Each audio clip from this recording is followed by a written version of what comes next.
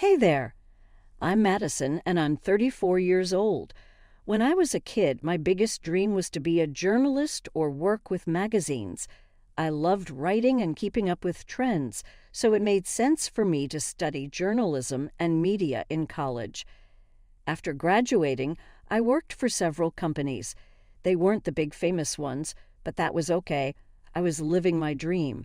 Eventually, I landed a job at a pretty big company and felt like I had finally made it. A few years after I graduated college, when I was about 28, I met my husband, Scott. Scott's family was pretty wealthy and had their own business.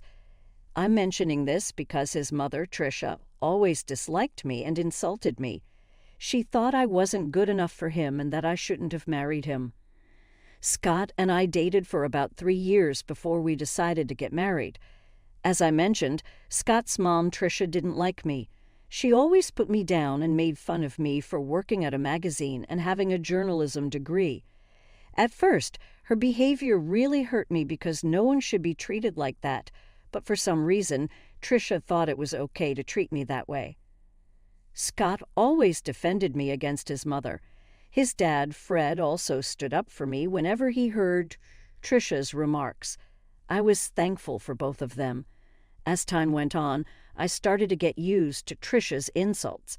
Scott even suggested that we limit contact with her, but I didn't agree. Scott worked with his dad, and if he stopped talking to his mom, it could make things awkward for Fred. Fred was a wonderful person, and I didn't want to put him in a tough spot. I also didn't want Scott to cut off his family because of me. I learned to deal with it mostly because we only saw Tricia twice a month at most. But things changed when Fred had to go overseas for a business project. Tricia didn't want to be alone, so Scott and I agreed to let her stay with us until Fred returned. I had a bad feeling about it, but I believed that family should always come first. Living with Tricia was really tough. She constantly nitpicked and criticized everything I did, and the insults never seemed to stop. But I could handle all of that as long as she didn't actually harm me. However, everything changed during one week that turned out to be really difficult. I had a major presentation coming up at work. We were redesigning a section of our magazine, and I was responsible for making it great. This presentation was crucial because it would determine if I got a promotion, but Tricia didn't understand why it was so important. I don't think knowing would have changed her opinion of me anyway. Since Tricia was staying with us, she saw how stressed I was about it. The night before my big presentation, I was talking to Scott about how nervous I felt when she overheard us. She walked into the living room and decided to share her thoughts. "This is a big deal. All the top bosses will be watching me. I can't imagine how scary this must be for you. I'm glad you had it easier with your business, but this is such a different game. I'm so scared of messing everything up." "Don't say that. You'll do great." I wish I could believe that. I just feel so unsure of everything. What if I mess up the presentation? I couldn't help but overhear you both talking. "Mom, we're having a private conversation." "Well, Madison, I just wanted to say that you have nothing to worry about.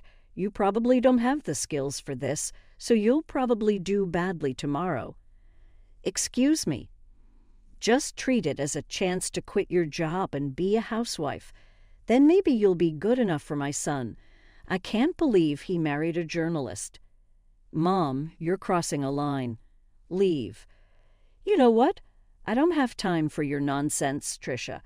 I have bigger things to worry about than your opinion of me and my relationship with your son." "How dare you talk to me like that?" "So it's fine for you to talk to me that way, but not the other way around? Scott, say something. Your wife is disrespecting your mother." "She's just standing up for herself. I don't see anything wrong with it." "She's manipulating you. Look at how easily you can turn your back on family. Madison will regret this." I was furious at Tricia for barging into Scott's and my conversation and insulting me so blatantly. Scott tried to apologize for his mother's behavior, but I stopped him. He wasn't responsible for her hurtful words. After that, we decided to call it a night and went to sleep. I was too focused on everything else to even think about Trisha's threat towards me. I figured she would just continue tormenting me, which honestly I didn't care about at that moment. Dealing with her could wait until after my presentation. The next day, I hurried into work with my laptop ready for my presentation, but when I opened it, I realized something was terribly wrong. All the files on my desktop were gone, and my laptop had been reset. I started to panic. I had emailed the presentation to myself, so I tried to calm down, but when I logged into my email, I saw that all my emails were deleted, even from the trash. My heart sank and tears filled my eyes. I felt an overwhelming fear. I had to explain everything to my boss, who was not happy. He yelled at me for a while before telling me not to bother with the presentation because he had someone else do it in case I messed up.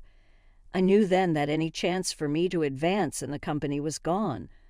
I couldn't believe this was happening. I rushed home in tears. Scott hadn't left for work yet, and when he saw me, he took the day off to be with me. He held me as I cried, and when I calmed down a bit, he asked me what happened. "What's wrong, honey? Did the presentation not go well?" "There was no presentation. At least, not one that I gave." "Huh? What do you mean? You put so much effort into preparing for it. You hardly slept those past few days because you were working so hard." "I know, but when I got there, I opened my laptop and found out that everything had been deleted." "What? How did that happen?" "I don't know. It was really embarrassing and humiliating to have to explain it to my boss." "Wait, did you not back it up somewhere else?" "Yeah, I emailed it to myself, but even my inbox and trash were emptied." "Oh my God, I'm so sorry this happened. What did your boss say?" "He yelled at me a lot, called me unprofessional and lazy. He had someone else do the presentation." "But you still have your job, right?" "Yeah, but I'm stuck in this position. I can't move up or get promoted. I'm done here." "Don't worry, honey. You'll find a better job. I'll be here for you through it all. Just keep working here until you're ready to leave." "Yeah, I'll give my notice now. I can't believe I worked so hard for this, and just when I was close, it slipped away." I felt really down after that. I take pride in doing well on my projects, so what happened was really tough for me. It was traumatic, to say the least. I wasn't given any more important work at my job. I held off on quitting, but after another week I knew it was time. I handed in my notice and waited for my time to be up. Through it all, Tricia seemed strangely happy. She saw me crying once and made remarks about how she knew I would fail. At first I was mad at her, but then I started thinking about her behavior. Maybe she was happy because she thought I would finally become a housewife, or maybe she was happy because she had something to do with my career falling apart. I can't quite explain it, but I had this gut feeling that Tricia had something to do with my laptop troubles. I wanted to talk to Scott about it, but I needed evidence first, so I decided to set up a hidden camera in the office to catch Tricia in the act. I ordered a camera disguised as a smoke detector and installed it on the ceiling. I connected it to my phone and got ready to implement my plan. The next step was to somehow let Tricia know about my upcoming presentation. That wasn't too hard. I just paced around the office looking worried. Scott was still at work, unaware of what I was doing. Tricia noticed my anxious behavior and asked what was going on. "What's wrong? Are you stressed about another project?" "I need to tell someone. Since you asked, I've been given another chance to present my work, and it could lead to a raise." "Oh, really?" "Yeah, and I'm really nervous because this is my last chance to get things right, and I have to do it well." "Why aren't you telling Scott? Is it because you're embarrassed about your job?"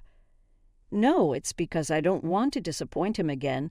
Just keep it between us, okay?" "I'm not promising anything, but it'll be interesting to see what happens tomorrow." "Why do you always want me to fail?" "I just think you'd be better off as a housewife. It's less embarrassing than what you're doing now." I don't have time for this, and I don't care what you think. Please leave me alone so I can practice my presentation before Scott gets home. Trisha left, but not before giving my laptop a look and smirking at me. I had a feeling something was up. I stayed in the office a little longer, only leaving when Scott came home. Trisha didn't mention my presentation, but she kept smirking at me during dinner. After we went to bed, I checked the footage from the hidden camera on my phone, keeping an eye out for any movement. Scott and I watched a few episodes of our favorite TV series as usual. There wasn't any action until midnight when Trisha entered the office. I quickly showed Scott what was happening on my phone.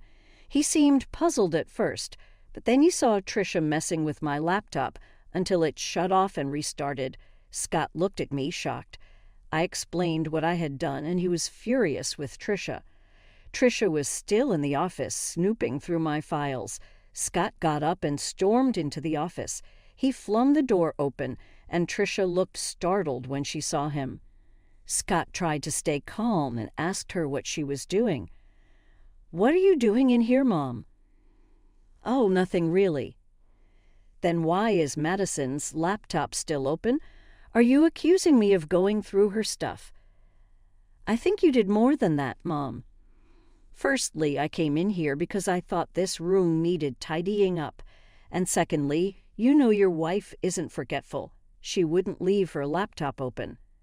You wanted to clean the office at midnight, and don't talk about Madison like that." "Don't talk to me like that. I'm still your mother." "Yeah, my mother who loves to hurt and sabotage my wife." "What are you saying?" "We caught you on camera resetting Madison's laptop. You were spying on me." "No, we just wanted to make sure that what happened to Madison wouldn't happen again." "That's disgusting. How could you film me without my consent?" "I didn't put cameras in your room. I put one in my office, and you went in there without my permission. And even if it was wrong, it's nothing compared to what you did to Madison. I want you out of our house tomorrow." "But I'll be all alone," Trisha protested. "I don't care. I don't want to talk to you." The next morning, Trisha tried to delay things by helping with breakfast and washing dishes, but Scott wasn't having it. As soon as she finished, Scott came down with her bags and told her he'd packed for her and ordered her an Uber. Trisha pleaded with him to let her stay, even crying, which was unusual for her as she usually made others cry. Scott ignored her and went to our room. Trisha turned to me and started yelling, blaming me for setting her up. I told her if anyone should be yelling, it's me. She's lucky I haven't shared the footage with her friends and family. If they knew what she did to me, she'd lose them all. That shut her up pretty quickly.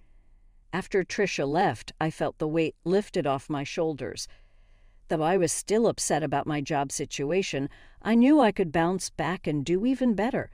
Scott was my biggest support throughout everything. Once my notice period ended, I took some time off to rest and figure out my next steps. Over the next few months, I took courses in different areas of my field. I knew if I focused on a specific niche and found the right job, I could achieve a lot more. I didn't want to expose Trisha, but after years of her putting me down, I wanted to show her what I was capable of. I wanted to reach heights even she hadn't seen. With Scott's help, I got recommendations in various places. Being wealthy also meant having many connections, which was a huge advantage. With my experience and Scott's support, I landed the role of chief editor at a major magazine known worldwide. The work was tough, but it was worth it. Somewhere along the journey to becoming chief editor, I forgot about my desire to show Trisha what I was capable of. In fact, we hadn't had any contact with her during those months. I knew Scott still spoke with his father because they worked together, but Scott hadn't heard much from or about his mother. His father, Fred, said she was upset with us about something but wouldn't say what. At least Trisha took my warning seriously, but I knew I would have to see her eventually. It turned out my company was throwing a huge party with lots of big names invited, including Trisha and Fred. Scott and I dressed our best because, for the first time, we were both important figures. When we arrived, Trisha and Fred spotted us and waved us over. We greeted them, and Trisha gave me a once-over before smirking. "Look at you, trying to fit in," she sneered. "Trisha, ignore her. Madison, you look lovely as always," Fred said kindly. "Thanks, Fred. How have you been?" "Yeah, how's unemployment treating you?" Trisha interjected. "Wait, you're unemployed?" Fred asked, surprised. "Oh yeah, she messed up at her job and they let her go. I've always said she's not good enough for our son." "Look at her. She can't even keep a job," Trisha mocked. "That's enough, Mom," Scott said sternly. "Stop siding with her. It's bad enough having to see her everywhere. We wouldn't have to if you just left her, like I said," Trisha insisted. "Okay, that's enough. Either you stop talking or I'm leaving," Scott warned. "But Madison, sweetie, if you need a job, let me know. It would be great to work with you," Fred offered sincerely. "That's really kind of you, Fred, but I can't accept the offer," I replied. "Of course not. I told you she's lazy and incompetent," Trisha muttered. Just then my name was called, and people started cheering. I looked towards the small stage, and the CEO was there, waving and motioning for me to come up. I turned to Fred and Trisha, excusing myself. Fred looked amused, but Trisha seemed confused and angry. The CEO gave a speech praising my work in the company and my ability to innovate and bring new ideas to the magazine. The audience cheered loudly, asking for a speech. I thanked Scott for his support and all my colleagues who helped make the magazine what it is. I ended by thinking of what. "That's really kind of you, Fred, but I can't accept the offer," I replied. "Of course not. I told you she's lazy and incompetent," Trisha muttered. Just then my name was called, and people started cheering. I looked towards the small stage, and the CEO was there, waving and motioning for me to come up. I turned to Fred and Trisha, excusing myself. Fred looked amused, but Trisha seemed confused and angry. The CEO gave a speech praising my work in the company and my ability to innovate and bring new ideas to the magazine. The audience cheered loudly, asking for a speech. I thanked Scott for his support and all my colleagues who helped make the magazine what it is. I ended by thinking of one person who doubted me because their negativity pushed me to be better. As I walked off the stage, everyone stopped me to congratulate me and ask about the unnamed critic, but I kept that to myself. I made my way over to the table where Fred, Trisha, and Scott were seated. Scott hugged me tightly, congratulating me, and Fred stood up to hug me too. Trisha glared at me. "Oh, Madison, this is amazing. I can see why you wouldn't want to work with us," Fred said. "Thanks, Fred. Although I'll admit, if you'd offered me the job about 6 months ago, I might have taken it." "You should have. At least then you'd be paid more," Trisha snorted. "Paid more? I could never put a price on this," Fred replied. "Right, she's not worth all that money," Trisha scoffed. "No, I mean I couldn't match what she's earning right now." "What do you mean?" Trisha asked, confused. "Do you want me to tell her, Madison? It might come off as boasting if I say it," Fred offered. "Madison makes at least 5 times more than I do in her current position," Fred